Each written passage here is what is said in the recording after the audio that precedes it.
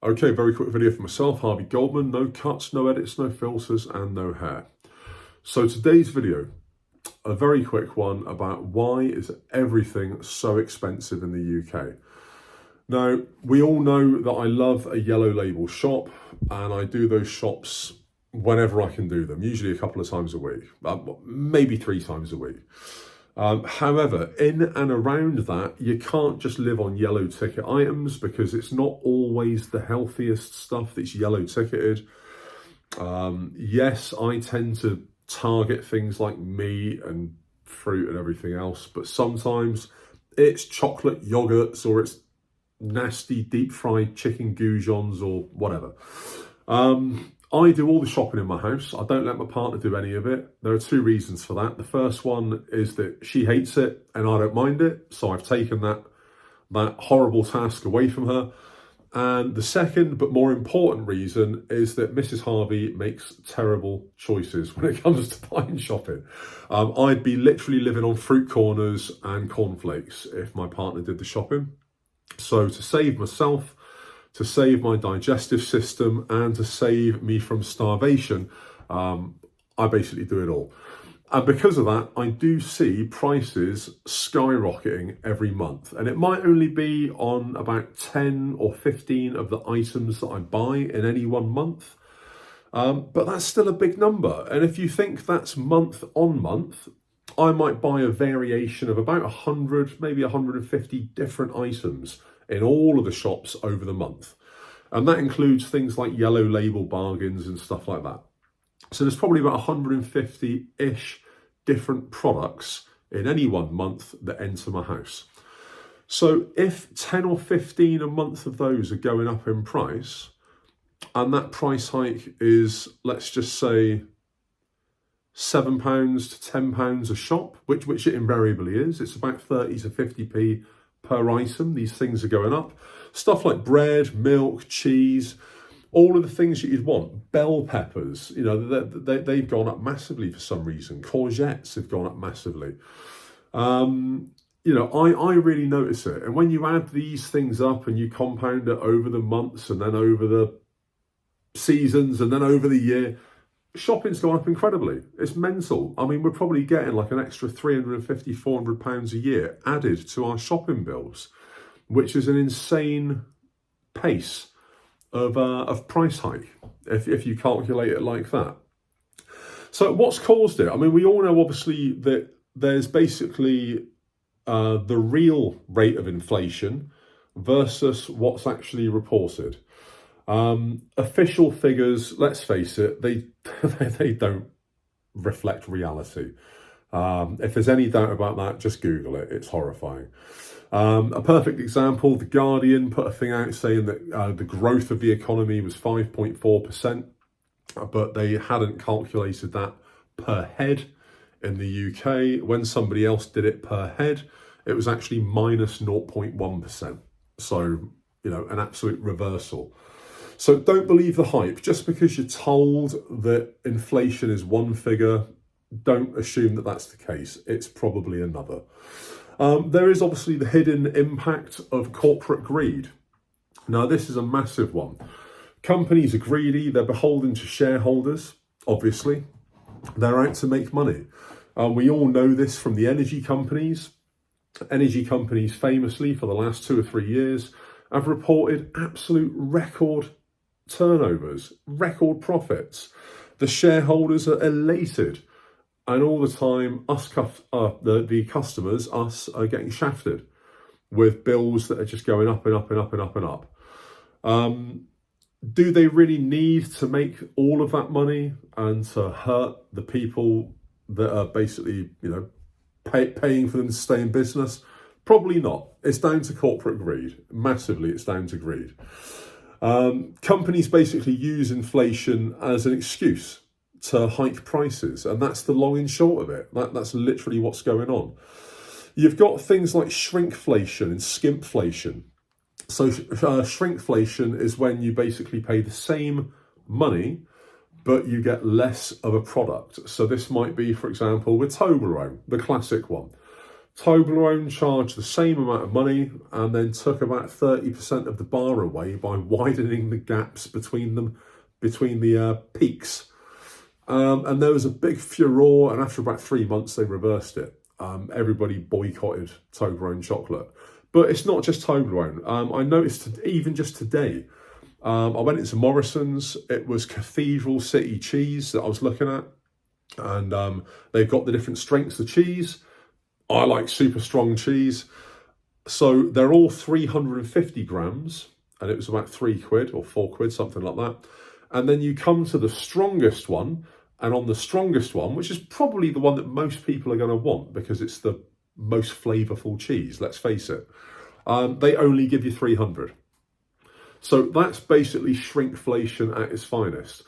You've also got skimpflation. So skimpflation is whereby you might, for example, have bought, let's just say, a soup. I'm going to pick on Heinz. I don't know if this is fact, but certainly it has happened with soups. But let's just say that you're a fan of Heinz soup. You like leek and potato. So you go and buy leek and potato soup and you've bought it for years. One day you go and buy it. The price is the same. The tin's the same. Nothing's changed, but it tastes watery. You look on the back and you find that where it once was maybe 30% water and the rest of it was potato and leek, along with a load of emulsifiers and other ingredients, they've increased the water perhaps 50%. So now it's 45% water, and they've reduced the volume of potato in there. So they're giving you less product, but charging you the same. And the way they get around this, the way they sneak this under the radar, is they'll say something like new improved flavour. And yeah, it's definitely a new flavour, but there's no improvement. They're basically skimping on the quality ingredients. Skimping on the ingredients saves them money, and that equals profit. So that's obviously massive. We know obviously energy bills are going up and households are overpaying. So are businesses. You know, the energy companies literally rip people off wholesale. We know that wages don't keep up with inflation, and in many businesses they're stagnant. And we know that taxation without representation is also a thing. Basically, stealth taxes and rising NI contributions eat into income.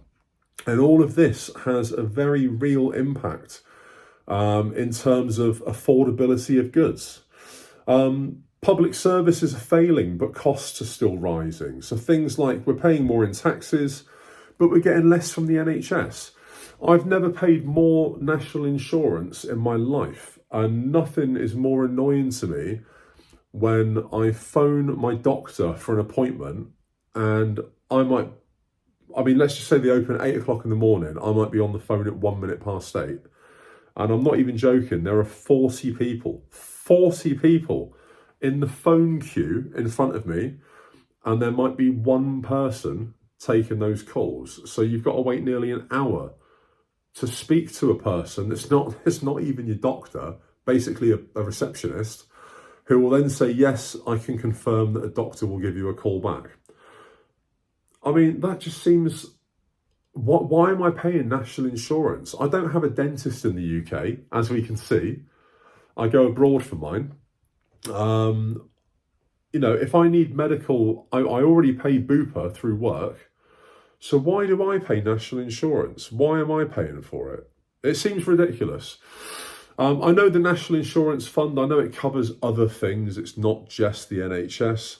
But it is annoying to be paying into a system that is visibly going downhill and probably won't be there by the time I really genuinely need it. So yeah, all of these things basically are ruining the economy, which are making things more expensive. Whether you've not got a dentist and you have to go private, and then instead of paying band 1, 2 or 3 up to about £250 for dental treatment, it's limitless. If somebody needed a denture or a bridge in the UK or a crown, I think the tier 3 cap from memory, it was years back, but I think it was about £250, something like that. For one crown in the UK, you can pay anything up to about £1,000 privately. If that crown is attached to an implant, like I've got, it can be anything up to £2,500 per tooth. £2,500 for a tooth. That's crazy. Literally for £5,000, you can go to Turkey and just get them all taken out and full implants, just be done with it. But it's madness. Obviously, all of these things hurt the economy, and all of these things are pushing the prices up. Now, is there any chance of this ever going back to the way it was? Are we stuck in this whirlwind of increasing costs? This state of acceptance, we're all just sitting back and taking it. Is that basically our lot? What can any of us do to combat this? I mean, obviously, there are some practical steps. You can do things like cut costs, you can try and increase your income, and you can navigate economic instability by leveling yourself up, by learning to speak, by leveling yourself up, and perhaps trying to get a better job. But that's just, I feel like it's fighting a losing battle. I feel that as wages don't keep up with inflation, it's only going to be a matter of a year or 2 years, and then that better job is not going to meet your needs, or not, and it gets to the point where you've cut so many costs out of your life and so many luxuries that there's nothing left. There isn't any luxury to look forward to. And what kind of life is that? That's no kind of life, is it? And then obviously that's why people buy things they can't afford and they get into debt and everything else. So how do we combat this? I'm really keen to find out what your take on this is. I know from my end, I've experienced it firsthand because I do all of the shopping in the house. I see these prices going up. I've been kicked off an NHS dental list just because they had no room for me anymore. And yeah, I've been forced to go private for things like medical. And it's not good. I don't see any end to it. But hey, every day's a learning day. If somebody can change my mind in the comments, feel free to let me know. Feel free to tell me that I'm absolutely wrong. Feel free to tell me that it's not all doom and gloom, and that in the next few years, New Labour are going to turn it all around and that everything's going to be okay. I'll wait. YouTube's going to put a video there. Maybe have a look, maybe don't. Like, follow, subscribe, ring the bell, or knock on the door, whatever that is. And yeah, another video tomorrow. Goldman, peace out.